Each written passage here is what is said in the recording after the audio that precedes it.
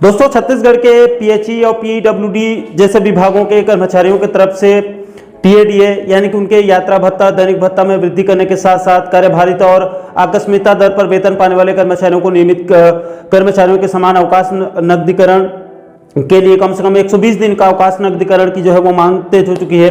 इन्हीं दोनों महत्वपूर्ण मुद्दों के बारे में इस वीडियो के अंदर बात करेंगे, इसलिए दोस्तों आप इस वीडियो को अंत तक जरूर देखिए और पूरे मामले को आप लोग अच्छे से समझने की कोशिश कीजिए। नमस्कार दोस्तों, मैं हूं आपका दोस्त लोकेश साहू और आप देख रहे हैं लोकेश छत्तीसगढ़िया यूट्यूब चैनल। आप सभी साथियों का हमारे चैनल पर बहुत बहुत स्वागत है। दोस्तों इस संबंध में मैंने पीएचई और पीडब्ल्यूडी विभाग से संबंधित कर्मचारियों से फोन के माध्यम से बात किया है और उन्होंने अपनी समस्या को 2 अलग अलग पत्र के माध्यम से लिखकर हमारे पास भेजे हैं, जिसको आपको आगे एक एक करके बताने वाला हूं। हालांकि उन्होंने अपना नाम और अपनी निजी जानकारी को शेयर करने के लिए साफ साफ मना किया है, क्योंकि उनको डर है कि कहीं विभाग के उच्च अधिकारियों के द्वारा उनके खिलाफ कोई कार्रवाई ना कर दे और उनका नौकरी खतरे में ना आ जाए, क्योंकि सरकारी नौकरी की भी अपनी एक बंधन होती है, अपना एक सीमा होती है। दोस्तों सबसे पहले हम टीएडीए यानी कि यात्रा भत्ता से जुड़ी मांग के बारे में बात कर लेते हैं। देखिए दोस्तों, कर्मचारी जगत में एक डीए का मतलब तो महंगाई भत्ता होता है और एक टीएडीए आपके यात्रा भत्ता और दैनिक भत्ता से होता है। इस वीडियो में हम यात्रा भत्ता के बारे में बात कर लेते हैं। महंगाई भत्ता के संबंध में एक अपडेट है, जिसको आगामी वीडियो में आप लोगों को विस्तारपूर्वक बताएंगे, उसके लिए थोड़ा सा आपको इंतजार करना पड़ सकता है। दोस्तों दरअसल पूरा मामला यह है कि बीते महीने 13 मई 2024 को छत्तीसगढ़ वित्त विभाग ने आदेश जारी करके प्रदेश के कर्मचारियों अधिकारियों के टीएडीए में वृद्धि करने का बड़ा निर्णय लिया था। लेकिन दोस्तों इसका लाभ कर्मचारियों को नहीं के बराबर बहुत कम मिल रहा है। इसका सबसे ज्यादा लाभ अधिकारी वर्ग को इसका जबरदस्त लाभ हो रहा है। अब दोस्तों बताया जा रहा है कि राज्य के हैंडपंप, मैकेनिक, ग्रामीण कृषि विस्तार अधिकारियों और पटवारी का निश्चित यात्रा भत्ता यानी 350 रुपए उनको दिया जा रहा है प्रति महीने, जिसको 2008 से अभी तक पुनरीक्षित नहीं किया गया है। यानी कि इस यात्रा भत्ता में कोई बढ़ोतरी नहीं की गई है। 350 रुपए फिक्स कर दिया गया है और उसी दर में प्रति महीने 350 रुपए यात्रा भत्ता उनको दिया जा रहा है।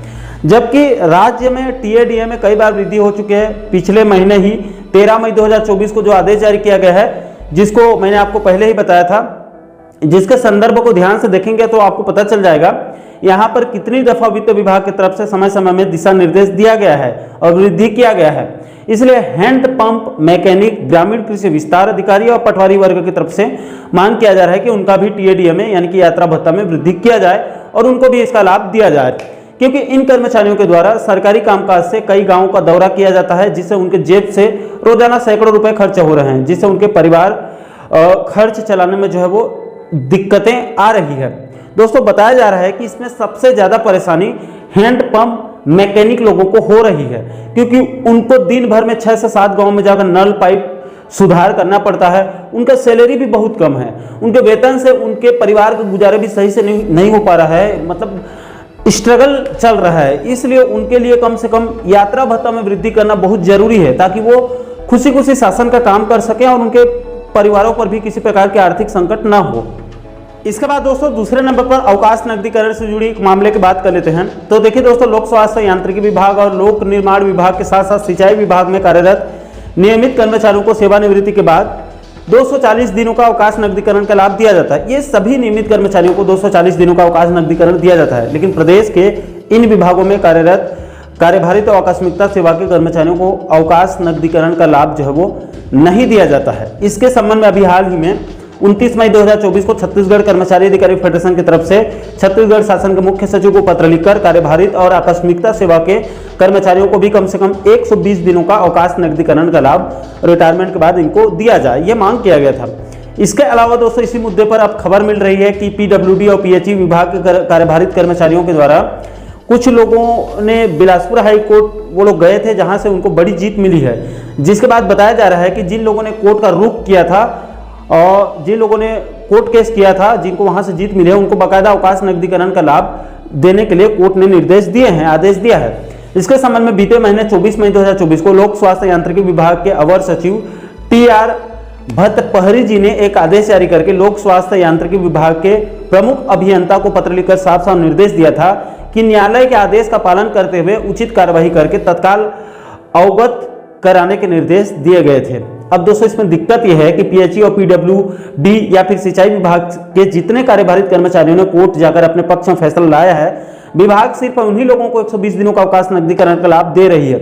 सभी कार्यभारित कर्मचारियों को 120 दिनों का अवकाश नकदीकरण का लाभ नहीं दिया जा रहा है। जबकि कायदे से देखा जाए तो कोर्ट के निर्णय का सम्मान करते हुए विभाग के सभी कर्मचारियों को इसका लाभ दिया जाना चाहिए, लेकिन ऐसा नहीं किया जा रहा है। इसमें पीएचई, पीडब्ल्यूडी और सिंचाई विभाग के उन्हीं कार्यभारित कर्मचारियों को इसका लाभ दिया जा रहा है। सभी कार्यभारित कर्मचारियों को 120 दिनों का अवकाश नकदीकरण का लाभ नहीं दिया जा रहा है।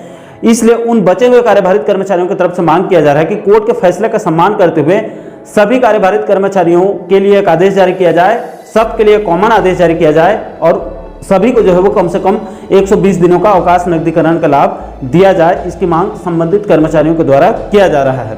तो आशा करता हूं दोस्तों कि आप इस वीडियो के माध्यम से इन सभी महत्वपूर्ण मुद्दों को आप अच्छे से समझ गए होंगे। दोस्तों, इन दोनों ही मैटर को लेकर, इन दोनों ही मुद्दों को लेकर आप लोगों की क्या राय है, नीचे आप लोग कमेंट बॉक्स में अपनी प्रतिक्रिया आप लोग जरूर दीजिएगा। क्या इन संबंधित कर्मचारियों को, इन पीड़ित कर्मचारियों को भी इनका लाभ जो है वो मिलना चाहिए अथवा नहीं, इसको लेकर आपके जो भी विचार होंगे आप नीचे कमेंट बॉक्स में अपनी राय जरूर दीजिएगा। और दोस्तों, आप आगे भी प्रदेश के कर्मचारी जगत से जुड़ी इसी प्रकार के अन्य महत्वपूर्ण मुद्दों पर वीडियो देखना चाहते हैं तो आप हमारे चैनल को जरूर सब्सक्राइब कर लीजिएगा, ताकि आने वाले सभी नए वीडियो को नोटिफिकेशन आप लोगों तक तुरंत पहुंच सके। दोस्तों, अभी के लिए फिलहाल इस वीडियो में इतना ही। मुझे दीजिए इजाजत। मैं मिलता हूं आपसे एक और महत्वपूर्ण मुद्दे के साथ, महत्वपूर्ण टॉपिक के साथ। तब तक के लिए जय हिंद, जय छत्तीसगढ़।